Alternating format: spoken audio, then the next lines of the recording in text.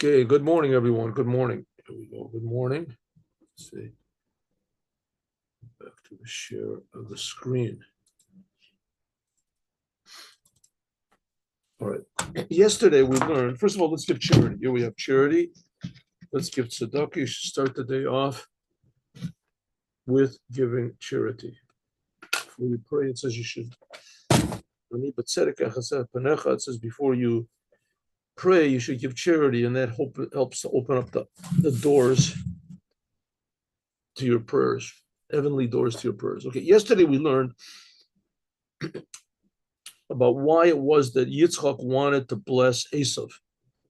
And we learned that he knew that Esav was bad, but he knew that Esav had a good source. And we said that was the 11th ingredient, corresponding to the 11th ingredient in the incense in the Holy Temple. So evil has a good source. In simple language, God creates everything. So he thought that he could reveal this good in Esav, which that's the whole reason that the world was created, for us to transform bad, negativity, the death to life, to positivity. That's why the whole world was created, because the whole world basically is a negative thing. It covers over God, makes it seem like there's something other than God, promotes selfishness, promotes sin, promotes all these bad things. But the reason that God made it that way was because he wants us to transform it. And when that happens, we do something that can't be done even in the upper heavens, that we give God pleasure. We change nature. We change nature. We change our nature according to the way God wants us to change nature. But we have to change our nature. That's the whole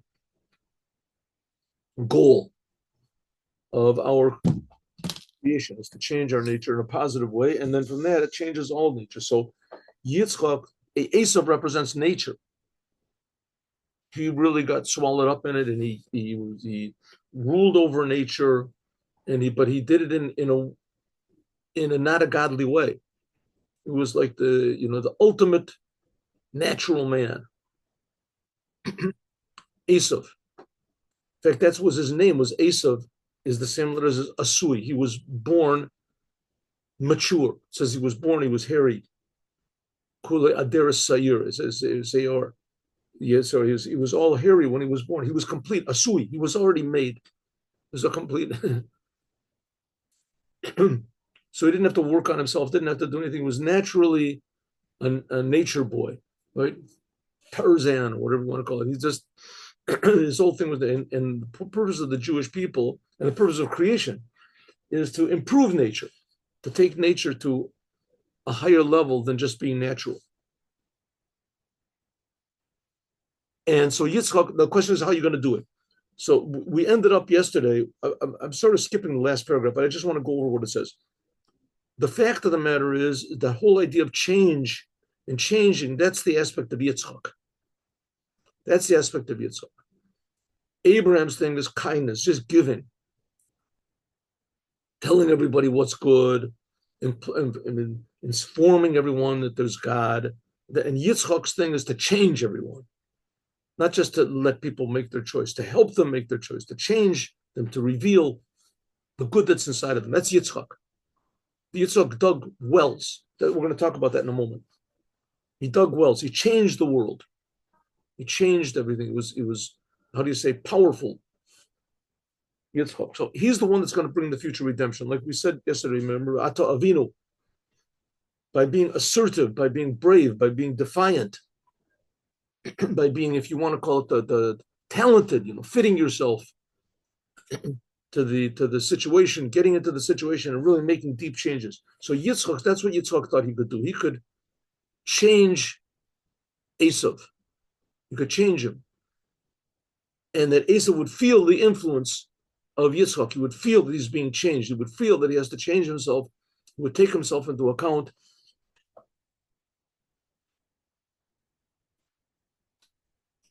That's sort of like the idea of repentance, regret. A person suddenly realizes how bad he was and he changes himself. In that first moment that a person realizes, well, I'm making a terrible mistake. What I got the wrong friends, I have the wrong goals, I waste all my time, I do these terrible things, but I like it, but I'm going to stop. I have to stop doing it. That's like Yitzchak, a powerful change. Suddenly he changes himself, becomes a Baal Tshuva. But Rivka and Yaakov, they realized that you can't do things that way. It has to be a gradual process. Yitzchak is the one that's going to do it. Yitzchak, the power of Yitzchak, the power of change, the power of transformation. This is possessed by Yitzchak. That's what he brought into the world, to dig wells, to bring out the true inside. But he did it in a how do you say, uh,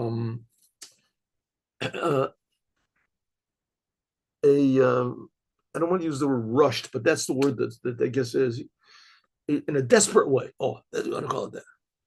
And you desperately have to change, which is true. I mean, the world is terrible, and you have to change. And if Yitzchak would have succeeded, like we said, it would have alleviated all the problems and wars and diseases in the world.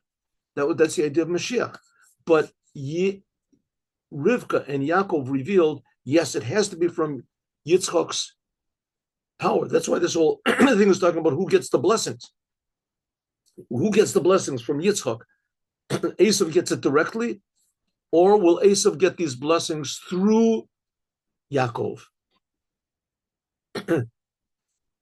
And so that's what in the end, Rivka realized that you have to be assertive, and you have to be defiant, and you have to be, how do you say, dynamic, and you have to really be active, and you can't just wait around until things happen good and sit in the place and learn Torah and hope that God will do it.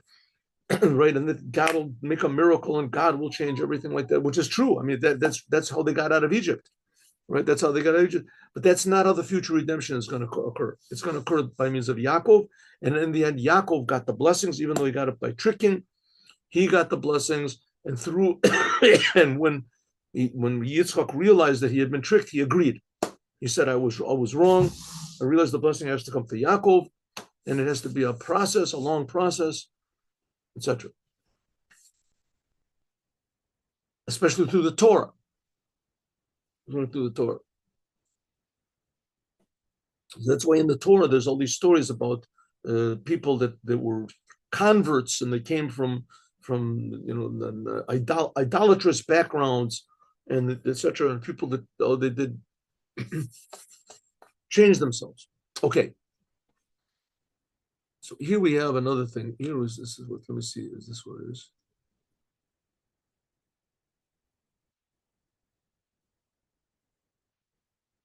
Yeah, I'm tempted to do that last part. Okay, you know what? Let's do the last part. Let's finish the map. Here we go. Ready?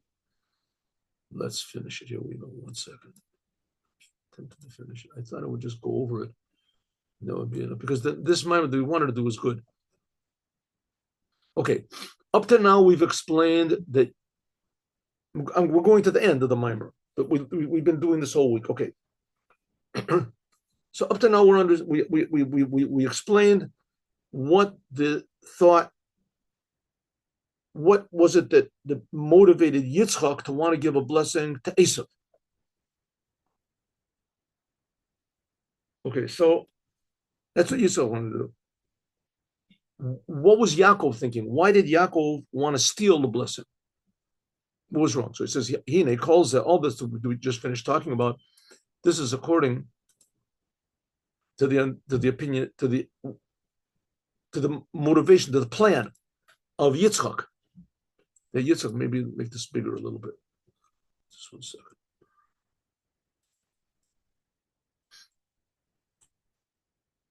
All this we said was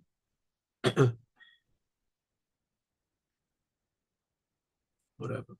What happened? 1 minute. Oh.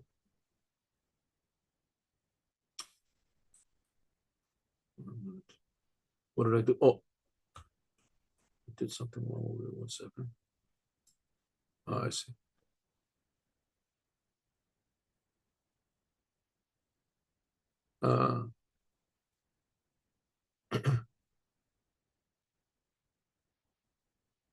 It's this way. Okay.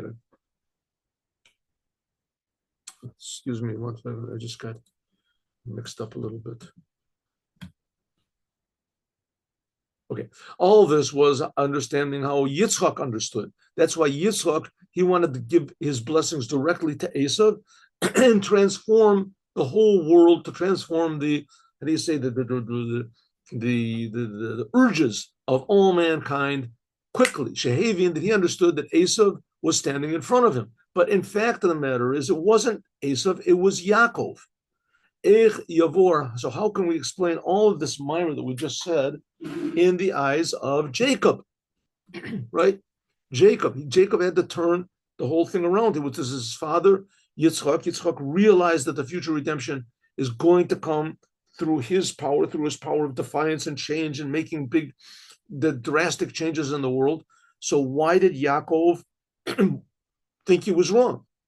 It says in the Midrash, Vayerach es reach begadav, that he smelled the garments, he smelled the fragrance of the garments. And these garments were the garments of Yaakov. It was pretending to be Esav. It says begadav bogdav. Bogdav. Bogdav means someone who is, how do you say, there's a word for it,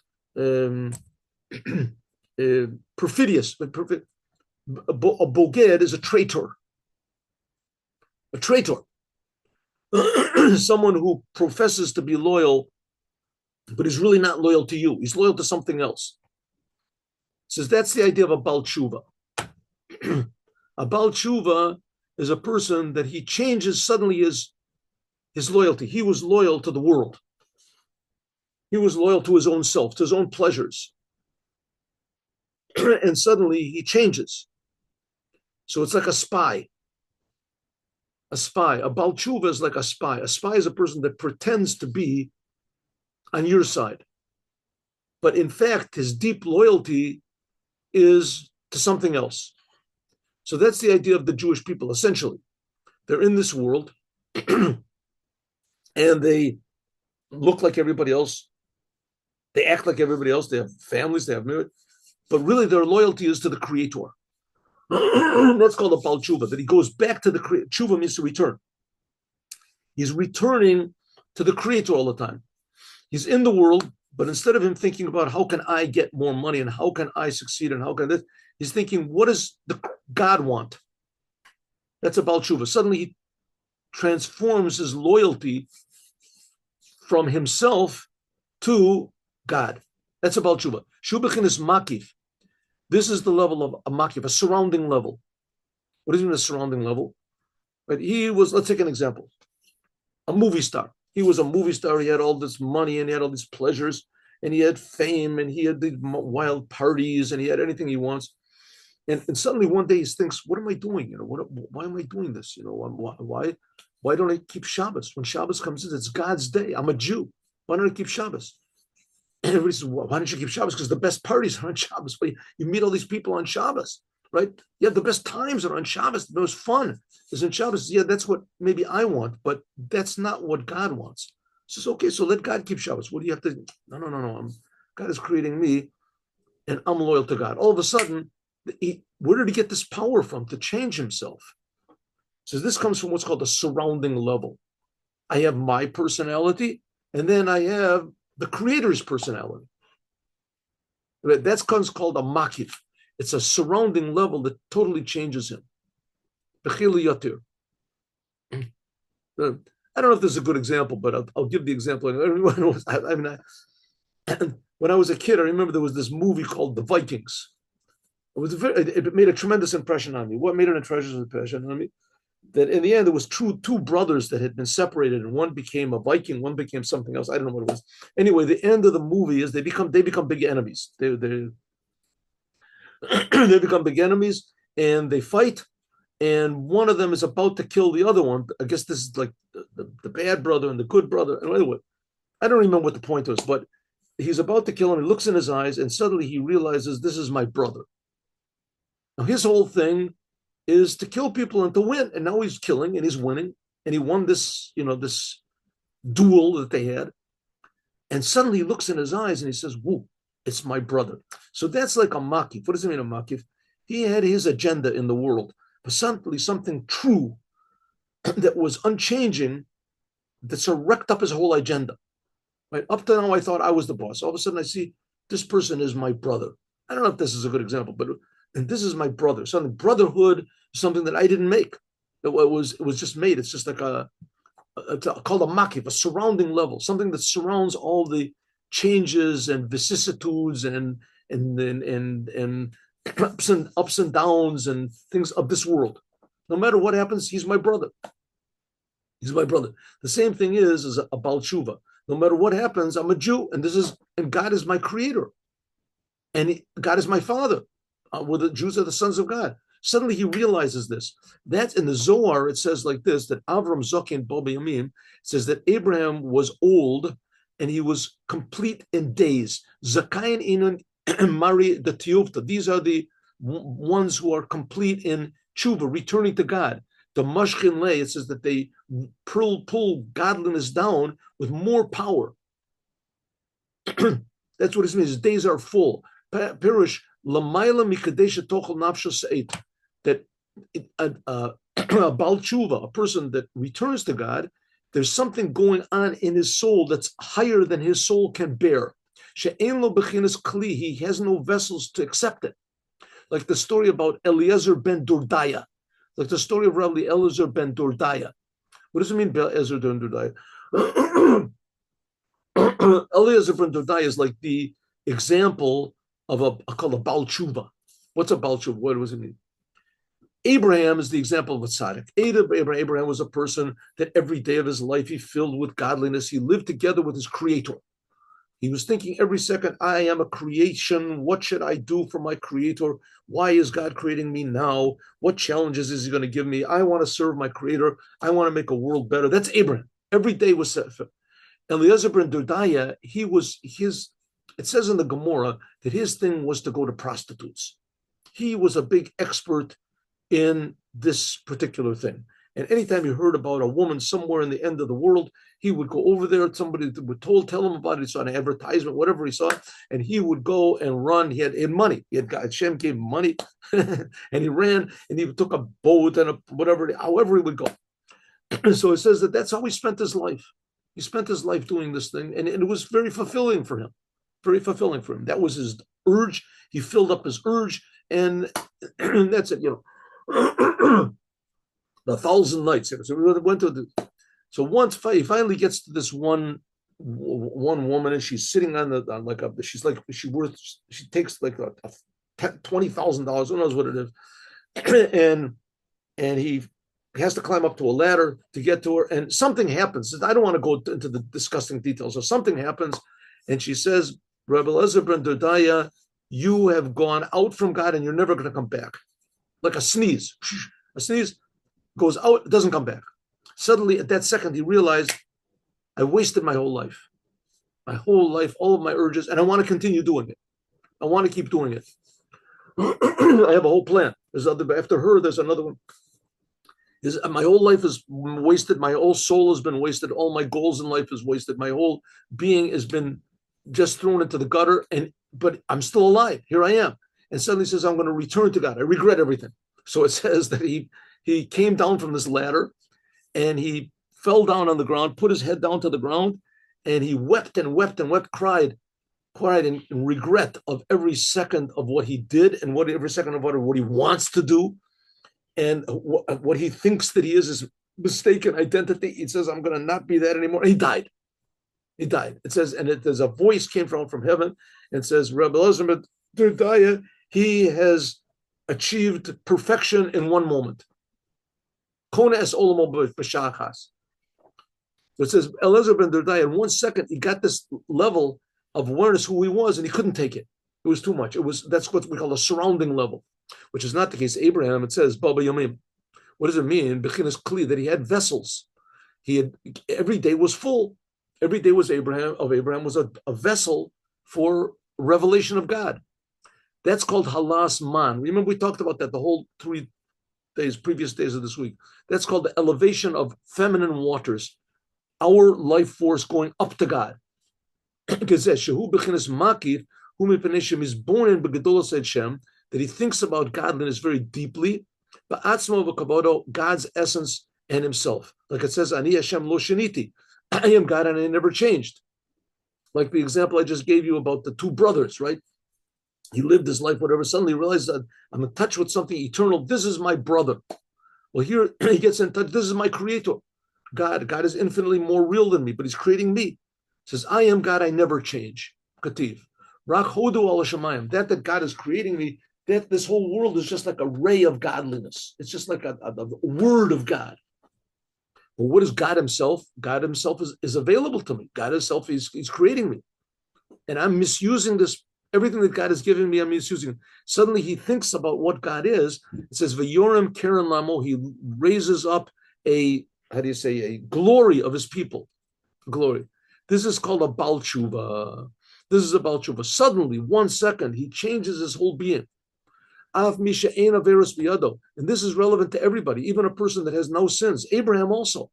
But Abraham was able to accept it. This just made a bigger inspiration for him all the time. Rak soach ala pirud. He's just crying out on the fact that he's separate from God. And everybody is separate from God.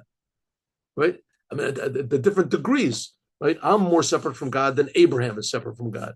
And a person that's whatever is a criminal, he's more separate from God than I'm more separate from God. And a person that doesn't even know that he's Jewish, he doesn't even think that, so he's more separate from it. Doesn't make any difference. Abraham, when it comes down to it, that Abraham, was righteous as he is as far away from God as the Jew that doesn't even know he's Jewish, because God is infinite. And in fact, even more, the person like Abraham, he realizes how what he's achieved is nothing, but he at least has vessels. He's waiting for a bigger revelation. He's waiting for something big. He wants to change. And this other person doesn't want to change, like Eliezer ben Dordaya. He's not a vessel for this. In any case, this striving to go higher to God, this is the level of reach. This is what we said, the fragrance. This is going up from below to above to this level of makif, to the surrounding level of reality. The hamshich, and to draw that down from above, that's mitala shamayim. That's what's called the dew of the heavens, coming down. But in order to understand this, Yaakov is holy. And without this, he's already drawing down all these lights, etc. And it says, Erech Anpin, and Avaim, Chachma, V'bina, and etc. But the blessing, so why did he have to have the blessing? Yaakov was fighting Esav. So we said, if Esav would have gotten the blessing, it would have been tragedy. Okay, so he could have averted that Esav didn't get the blessing. Why did Yaakov, want the blessing? Yaakov already was holy. The blessing that he got from Yitzchak, that he wanted, this would have been an additional ability to draw godliness from above to below, to draw inspiration, to draw reality, to draw true identity from above, which is not according to the way that he was in a normal way. This is what's called Rov Dagon V'Tirosh. If you look in the Torah, it says there's a mimer about the sounding of the shofar, and the sounding of the shofar in Rosh Hashanah, that's the whole thing of going from below to above. And it says the main sounding of the shofar, there's 3 different types of blasts of shofar. There's what's called the tiyah, duh, and the shvorim, duh, duh, duh, and the truah, duh, duh, duh, duh, duh, duh, duh, duh. And it says over there that the main one is the shvorim, duh, duh, duh, duh, that corresponds to Yitzchak. And the whole thing corresponds to Yitzchak, because Yitzchak brought the biggest blessings in the world here, this week's Torah portion. The biggest blessings in the Torah that anyone received was the blessings that Yitzchak gave to Yaakov, thinking that it was Esau. He says, but in the end, Yaakov got the blessings from Yitzchak. Why did Yaakov get the blessings from Esau? Got the blessings from Yitzchak. Why did Yaakov get the blessings? Esau was the one who needed the blessings. He was so far away. It says, because that would increase the power of Yaakov. Yaakov was the Torah. That's what's called Dagan V'Tirosh. It's called the power of the blessing that Yitzchak gave was a bread and wine. Bread and wine especially, these are the laws of the Torah, that's the bread, and the Agadah Shabbatorah, and the stories which are in the Torah. The stories, that's the wine. The secrets of the Torah are concealed in these stories, especially the stories in the Talmud. They're in physical, the laws are physical things. The laws of agriculture, the laws of damages, the whole, and also the whole Torah is really just stories. If you look at the Bible, the Jewish Bible, the whole thing is really one huge story. And it's not a law book. There's a lot of books in Judaism. One of the books is called the Shulchan Aruch. The Shulchan Aruch is called laws. Laws, do this, do that, do that. This is the time you have to wake up. This is the time you go to sleep. This is what the tefillin is. This is what, in the whole Torah, the 5 books of Moses, the whole thing is a big story. Okay, the book of Genesis for sure is a story. But then afterwards it says that God took the Jews out of Egypt. No, that's a story. And then God is starting to give the commandments. When it comes to the commandments, it's also in story form. God spoke to Moses and said, this and this. Who's writing this? Who's writing it? Something is, who's writing? God spoke to Moses. Vayadaber Elokim el Moshe lemor. Vayadaber Hashem el Moshe lemor. That God spoke to Moses and said. So obviously God is not writing this down, because it would have said, I said to Moses. And Moses is not writing it down because it would have said, God is writing to me. So who is writing this? Is the essence of God is writing it. The essence of God is writing what this another aspect of God, which is called Yud Kei Vav Kei. So the whole thing is a story. God, one of the characters is God. Another one is Moses. Another one is the Jewish people. Another one is the, right? That's the way it seems to be. Chassidut comes and explains that God is not just a character and what the essence of God and what these different names of God are, but the simple description of what the Torah is. It's a story. What God, he's one of the characters, he said to Moses, another one of the characters. The whole thing is a story. So the whole entire story is just telling it, the whole Torah story is just, the whole entire Torah is just stories. And also in the Nevi'im, the prophets, and also the judges. The judges, that's like Samson and Gidon, and the story of Samson, the Pilegesh of Giva. It's a story over there, the Pilegesh of Giva, the terrible sin that the people of Benjamin did. Also, Maaseh Malachim, what happened with all the kings that came before, but after King David, King Solomon, as there were kings. How many kings were there? I don't know. There were the kings of Israel and the kings of Judah, Yehuda, and what they did, and what the king of the Chezkiyahu Melech did, and what Asa Melech did, and what Ezevel, the story of Gomorrah.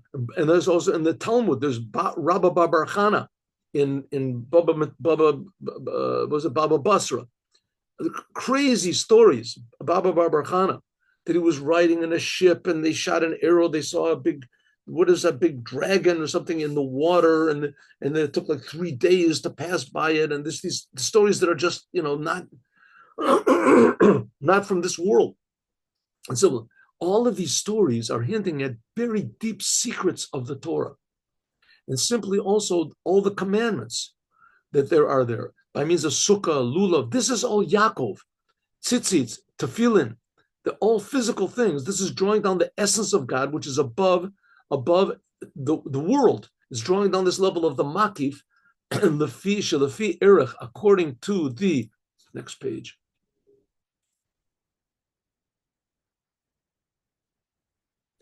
This is according to the way of the creation. So this is why Yaakov wanted the blessings from Yitzchak. He wanted the blessings from Yitzchak to give more power to the Torah to change the world. The Torah contains in it deep secrets. That's because the way the world is very, very contracted light, contracted godliness. Let's see, maybe become a little bit bigger.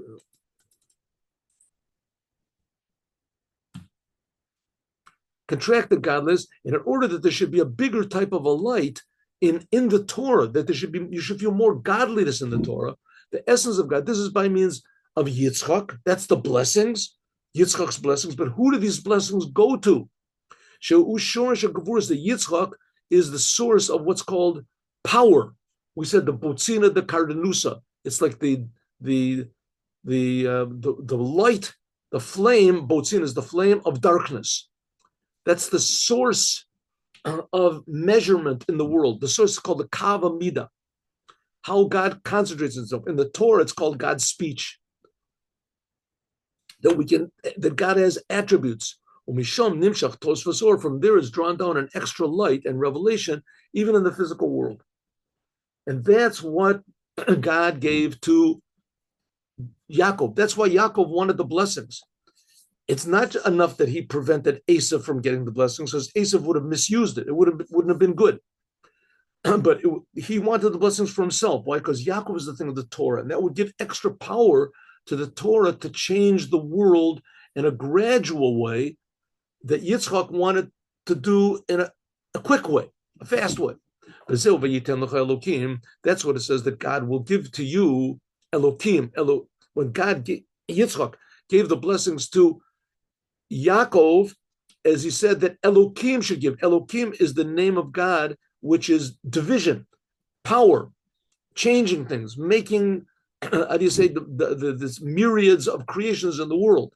The world of Elokim is plural. God also, this is Tzimtzum, the Kai, the Yiten, the Chin is Tzimtzum. The Kai, and this refers to the Yiten, that it says that what it says, that he will give, God will, Yiten L'cha, he will give to you. Who will give to you? God, Elokim will give to you. This is, so it says, Vayiten, and he will give to you. Who's going to give to you? Elokim. So just say Elokim will give. This is no. That what it says, Vayiten, this is a higher level. This is the essence of God. Yud Kei Vav Kei. That's spoken about before. Asher Baruch Hu Hashem. This is like the field that God blessed. So even Gam Zot Beli Dato Shel Yitzchak, even though the Yitzchak didn't know that he was blessing Yaakov. Ragbo Achicha B'mirma. Yaakov came in trickery. That it's impossible to be the Labesh Bebechinas Dat in a way that can't be understood. So in order to transform this world, it can't be done the way the Yitzchak wanted to do it, directly. It has to be through Yaakov. And Yaakov has to have special extra powers in order to do this. What is Yaakov? That's the Jewish people through the generations with the Torah. Changing the world gradually. But why does it have to be done gradually? Because gradually means it comes from the inside. I don't know if this is an example or not, but I'm just, how do you say, theorizing. We see now in America, there's a lot of the big politicians, especially Trump and these people, and they're praising the Jewish people. They're praising the Jewish people. The Jewish people are special. They're praising them, right? Maybe it's just politics, whatever, but I'm just saying, ideally, that's what's going to be. Why? Because they're praising the creator of the universe. They're praising not the Jewish people, but they're praising the creator. And so, in other words, it's coming from below. It's coming from the inside. We see it really happening in Israel. There's a lot of these Israelis that were like anti-religion and anti-Torah and against, and these people are just, parasites, the religious people, and and all of a sudden they're starting to realize this is not so, that they're serving the army and that there's a big benefit to learning the Torah, and the people that are in the army, that they're singing songs about God and singing about this, right? Hashem Elokim, hu oheboti, rak tov. But God loves me and he's my God, and all he wants is the best for me, even more good and more good and more good. And everyone's singing these songs, right? And a lot of the big singers in Israel, popular singers, they became religious and they're accepted by everybody. And they're not singing songs about girls anymore and about love and about how, my heart is broken because she left me, and so this, that, how depressed I am, how miserable I am. Everything is becoming more positive, and it's coming from the inside. That's the point I wanted to make. That it can't be from above and being forced on you. It has to come from who you really are, not who somebody else wants you to be. Right? This guy wants you to be a communist, and this one's going to be a Nazi, and this one wants you to be a religious. He wants you to be a Muslim. He wants to be a Christian. He wants to be this, right? And so he scares you into it, and you have to do it. But it's not the real you. It's not the real who you really are. And that's the thing of Yaakov, changing things from below gradually. So So it says Yaakov therefore had to come and trick in the merit. That's really a big thing that the Lubavitcher Rebbe did, right? When he took Chabad to the streets, he took it out. They're making these big mivtza trucks and things like that, blaring music in the streets and everything. Come put on tefillin and be right, to advertise Judaism. El b'mazla talya milsa ki inyan zechuta ilafi erech ishtalshlish shekach ro'oi ma she'en kein b'mazla ulamayla. There are some things which just come by God's blessing. That's the thing of Yitzchak brought into the world. It gives blessings even to people that are not fitting. If everybody wants to receive blessings above what they're fitting for, what they deserve, like this fellow Eliezer ben Dordaya, if you want to receive blessings and utilize those blessings, that they actually change you, so you have to fix what's called the sin of the tree of knowledge of bad and good. The mirma. So that's why Yaakov came with tricking, because he was fixing up what the snake.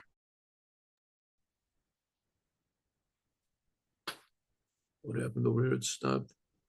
Okay.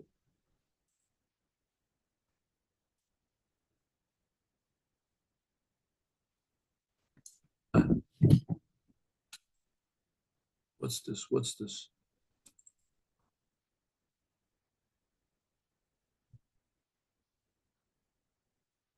What's this over here?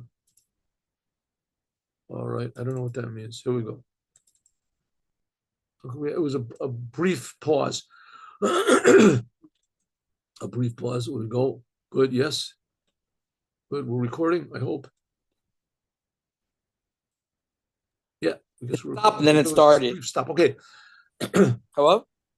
So therefore, Yaakov, in order to fix up to make the world a vessel, to receive these blessings from Yitzchak, so Yaakov had to do it by treachery. That's like the snake did with Chava, with Eve. The snake with Chava, what did he do? He tricked her. He tricked her. He said, don't worry about it. If you eat this, you're going to be like God, and God is jealous, etc. So he tricked her. So now the way that we can fix up the world, that it will be fitting for the blessing, is also by trickery. It says that's one of the reasons why Moses told Paro, we just want to go out for 3 days and we'll come back. We just want to worship. And they didn't. They left permanently. They tricked him. He says, why? Because the tricking of the snake, and also Paro also tricked them to. Also, upito shenachash, how do you say, the luring of the serpent, that by means of the sin of the tree of knowledge, that the snake convinced Chava, Adam, and Eve to eat from the tree, is this made all the worlds very physical. You couldn't see the good anymore. But the spiritual and the physical became mixed up. The whole world became confused. In order to fix this up, they had to do the opposite. And you want now to, instead of making the world more physical and covering over the spiritual, you want to transform it and making the world less physical and the domination of the spiritual. The Himshich Ruchni is to draw down these spiritual levels that could be drawn down also into the physical world. And that's what Yaakov did. Yaakov received the blessing. Yaakov wanted the blessing from his father because he knew that the world had to be changed gradually from the inside, which is not the case. If Yaakov would have not received the blessings, then it would have been drawn down from the Torah, only spiritual alone. The people who learned the Torah, they would be spiritual, they would be saved, they would be whatever you want to call it.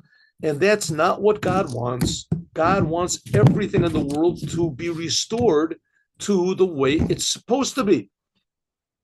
So if Yaakov would not have brought this blessing from Yitzchak, then the Torah would not have had the power to change the physical world. It would have changed only people that worked in it and the Torah.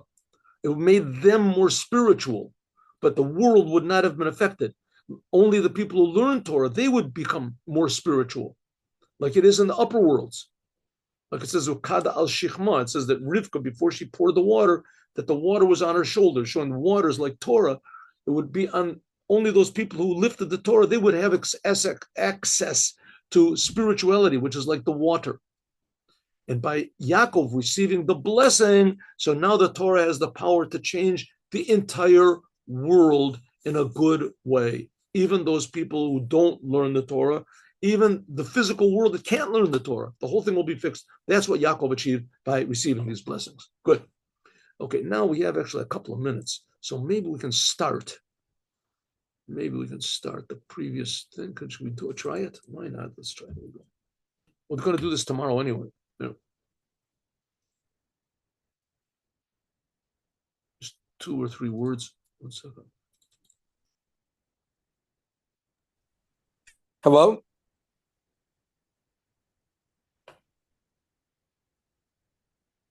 One second. How do we get here?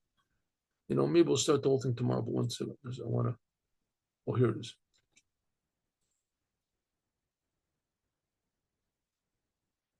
About the wells that were here. Oh, Vayachru Ya'avdei Yitzchak Benachal. They dug wells. 1 second. What's with the message over here? My speakers are not working. Yes, they're working now, I hope. Yes? Oh, you wanted to say something. Hello? Yes, hello. You hear me? Oh, you hear me now. Before yes, you couldn't hear me. Because my speakers were turned off. Oh, okay. And now you told me, and I pressed this little button, and a little light came out, and you have enlightened me, so I can hear you. Is there anything you wanted to say? No, not really, no. That's good. I was going to say something. I don't know what I was going to say. I don't remember. No problem. This is a very good thing. A person that doesn't have anything to say and he refrains from talking, this is a big novelty because usually people have nothing to say and they talk nevertheless. So that's a good thing. Okay, here we go. Let's just start a little bit. Yitzchak dug wells. The Torah doesn't tell us too much else about Yitzchak. His main accomplishment was that he dug wells. It doesn't say that he won any battles. It doesn't say that he wrote any books. It doesn't say that he conquered nations. He convinced people. He had a big crowd going after him. He was the tremendous influencer. Or he was. The main thing it tells us that he dug these wells. So what's the big thing about digging wells? Why is it so important? There's another place where it talks about digging wells, and that is in the song that Moses sang when the Jews were attacked, it says, by the Amorites, whatever. It's in Parshat Chukat, in the book of Numbers. And God did a big miracle for the Jews as they were going through the desert, that he killed a lot of their enemies. It's a long story, but he killed a lot of their enemies, and their limbs fell into this river, and the Jews looked into the river and they saw all these limbs. So he says, this is a... They got some kind of fire voice and they're looking for power. 1 minute. Somebody has to be turned off over here. Excuse me. Oh. Yeah, okay, good. Okay. So here we have Yitzchak dug wells, and there's the well. It says that the river, it says that the Be'er, this river that Moses dug. Now, there's also another well, and we talked about it briefly, and that was the well of Miriam. The well of Miriam, that was dug by God. It was a miraculous thing. That was the stone that followed the Jews through the desert.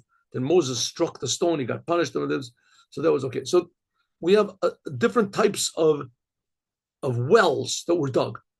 Now, here we're mostly talking about the wells that Yitzchak dug. Okay. So it says that Yitzchak dug these wells, and this well, it says, was just revealing the rivers that went out of Eden. In the beginning of creation, it says that there were 4 rivers that went out of Eden. It says there was a river went out and it became 4 heads. That's what it says. V'nar yotzei mi'Eden lashkot et hagan, and it says v'haya arba rashim. It divided into 4 tributaries. Okay, so from the beginning of creation, God makes a world, and before he makes the world, he puts in the world was Gan Eden, the Garden of Eden. The Garden of Eden. So, but this garden, a garden has to be watered. So it says there was a river that watered this garden. Where did the river come from? The river came from Eden. So it says that the Eden is some sort of a spiritual level or whatever. From this level of Eden comes this river, and from the river, it comes into the garden. It says before it came into the garden, it broke out into four tributaries. There's the river.